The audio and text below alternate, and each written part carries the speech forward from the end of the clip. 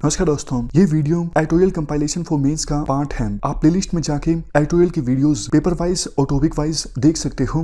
और अगर आप दिसंबर 2019 के बाद की वीडियोस को देखना चाहते हो तो वीडियो के नीचे मौजूद ज्वाइन बटन की सहायता से आप मेंबरशिप को ज्वाइन कर सकते हो। चलिए डिस्कशन स्टार्ट करते हैं। आप जीएस पेपर 3 के इस टॉपिक से आर्टिकल को रिलेट कर सकते हो। देखो, अगर कोई कंपनी अपनी फाइनेंशियल ऑब्लिगेशंस को नहीं पूरा कर पाती है, फाइनेंशियल ऑब्लिगेशंस जैसे एसआर स्टील एक कंपनी है। एसआर स्टील ने लोन लिया था पब्लिक सेक्टर बैंक्स और प्राइवेट बैंक से, लेकिन उस लोन को चुका नहीं पा रही है। एसआर स्टील ने काफ़ी रॉ मटेरियल खरीदा दूसरी कंपनी से, उसका पैसा भी एसआर स्टील नहीं दे रही है। तो इसका मतलब एसआर स्टील बैंकरप्ट हो गई है। इंसॉल्वेंसी प्रोसीडिंग्स चलाई जा सकती हैं एसआर स्टील के अगेंस्ट, ताकि एसआर स्टील को बेच के अपना पैसा वापस मिल सके बैंकों को और उन कंपनीज को जिन्होंने गुड्स एंड सर्विसेज प्रोवाइड की हैं एसआर स्टील को, और उसका पैसा उन्हें अभी तक नहीं मिल पाया है। देखो, मैं आपको कंटेक्स्ट बताता हूँ किस कंटेक्स्ट में इंसॉल्वेंसी एंड बैंकरप्सी कोड 2016 आया था। आपको पता है पिछले कुछ सालों में हमारे देश में बैंकों का जो नॉन परफॉर्मिंग एसेट है यानी एनपीए है वो काफ़ी ज़्यादा बढ़ गया है। मतलब बैंकों ने काफ़ी ज़्यादा लोन दे दिया कंपनीज को और कंपनीज ने अपना लोन चुकाया नहीं वापस बैंकों को, तो इसीलिए नॉन परफॉर्मिंग एसेट काफ़ी ज़्यादा बढ़ गया।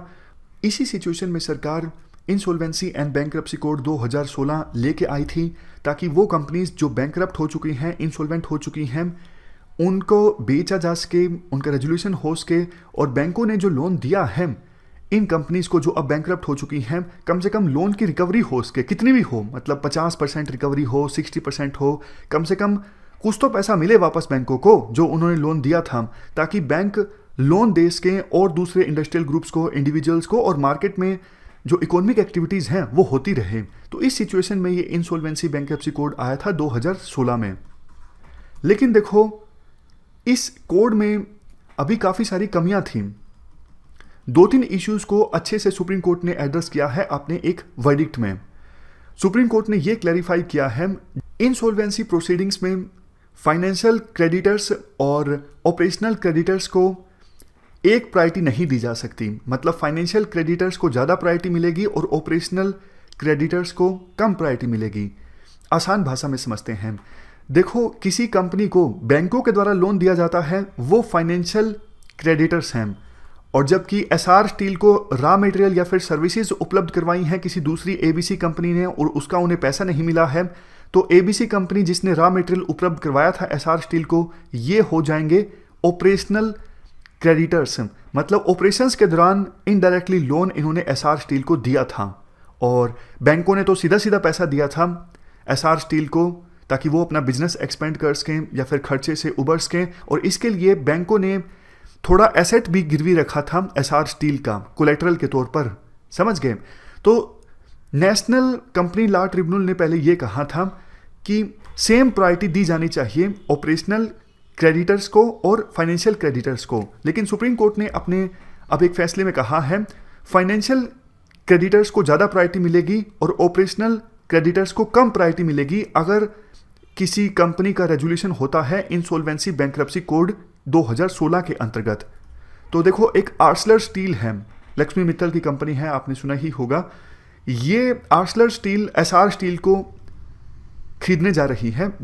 एसआर स्टील बैंकरप्ट हो चुकी थी और प्रोसीडिंग चल रही थी इंसॉल्वेंसी एंड बैंकरप्सी कोड 2016 के अंतर्गत। लेकिन national company law appellate tribunal ने कहा था कि दोनों क्रेडिटर्स को एक स्टेटस मिले, ऑपरेशनल क्रेडिटर्स और फाइनेंशियल क्रेडिटर्स। तो इस चीज़ को लेके अभी जो एक्विजिशन था वो रुक गया था, मामला सुप्रीम कोर्ट में पहुंचा था। सुप्रीम कोर्ट ने अपने वर्डिक्ट में ये क्लैरिफाई कर दिया है कि फाइनेंशियल क्रेडिटर्स को ज़्यादा प्रायोरिटी मिलेगी। दूसरा, देखो, सुप्रीम कोर्ट ने अपने वर्डिक्ट में ये भी क्लैरिफाई किया है कमेटी ऑफ क्रेडिटर्स का जो रोल है इंसॉल्वेंसी रेजोल्यूशन में सुप्रीम है। कॉमर्शियल इश्यूज़ पर अगर कोई फैसला लेना है, जैसे रीपेमेंट कितनी करनी है, वो सब फैसले किए जाएंगे कमेटी ऑफ क्रेडिटर्स के द्वारा, और national company law appellate tribunal के द्वारा इनके रोल को कम नहीं किया जा सकता, इनकी पावर्स को कम नहीं किया जा सकता। नेक्स्ट पॉइंट, सुप्रीम कोर्ट ने अपने वर्डिक्ट में ये कहा 330 दिनों की जो टाइम लिमिट है, भाई 330 दिनों के अंदर अंदर कोई रेजोल्यूशन निकलना चाहिए। ये टाइम लिमिट सैक्रोसैंक्ट नहीं है। मतलब स्पेशल केसेस में इस टाइम लिमिट को एक्सटेंड भी किया जा सकता है। होता क्या है, काफ़ी बार देखो, मान लीजिए 320 दिन हो गए, 315 दिन हो गए, तो बैंकों के ऊपर जो फाइनेंशियल क्रेडिटर होते हैं उनके ऊपर दबाव बढ़ जाता है कि टाइम लिमिट आ गई, इससे पहले पहले आपको किसी प्रकार की डील को स्वीकार करना है।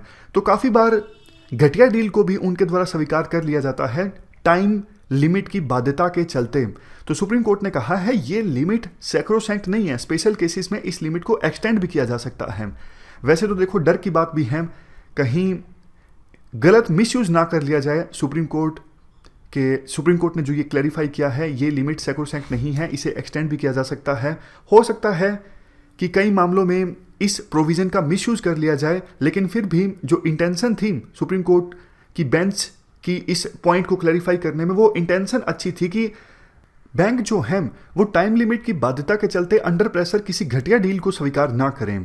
लास्ट में देखो आर्टिकल में ये बोला जाता है, सुप्रीम कोर्ट का ये जो वर्डिक्ट है काफ़ी ज़्यादा इंपॉर्टेंट है। इंसॉल्वेंसी एंड बैंक्रप्सी कोड 2016 के अंडर जो केसेस आते हैं उनका अब और जल्दी रेजोल्यूशन हो सकेगा, क्योंकि सुप्रीम कोर्ट ने 2-3 काफ़ी कॉम्प्लेक्स चीज़ों को क्लैरिफाई कर दिया है। अब इन इश्यूज़ के कारण जो केसेस हैं वो डिले नहीं होंगे, वो अटकेंगे नहीं।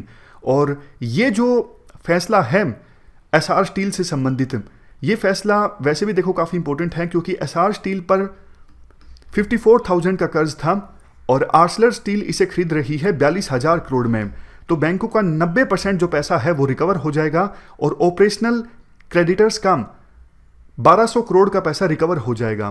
बैंकों को मिलेंगे 40,000 करोड़ और ऑपरेशनल क्रेडिटर्स को मिलेंगे 1200 करोड़। तो अभी तक देखो इंसॉल्वेंसी एंड बैंक्रप्सी कोड 2016 में जो रिकवरी होती थी बैंकों की वो 50% से कम ही होती थी, लेकिन एसआर स्टील में 90% लोन की रिकवरी हो जाएगी। तो उम्मीद यही की जाती है आगे भी बैंकरप्ट हुई कंपनी से बैंक अपना पैसा इसी प्रकार से वसूल सके इंसॉल्वेंसी एंड बैंकरप्सी कोड 2016 की सहायता से। तो इससे नॉन परफॉर्मिंग एसेट कम होगा और इकोनॉमिक एक्टिविटीज़ हमारे देश में ज़्यादा होंगी, क्योंकि बैंकों के द्वारा लोन दिया जा सकेगा नए इंडस्ट्रियल ग्रुप्स को। कल जब ये बात सामने आई सुप्रीम कोर्ट के वर्डिक्ट के बाद, तो बैंकों के जो शेयर थे जिन्होंने लोन दिया हुआ था एसआर स्टील को, उनके शेयरों में उछाल देखने को मिला, क्योंकि उनको अब काफ़ी पैसा मिलेगा सुप्रीम कोर्ट के वर्डिक्ट के बाद। तो ये हमने पूरा आर्टिकल डिस्कस किया इंसॉल्वेंसी एंड बैंक्रप्सी कोड से संबंधित। इस डिस्कशन में फिलहाल इतना ही है। Thank you very much for discussion.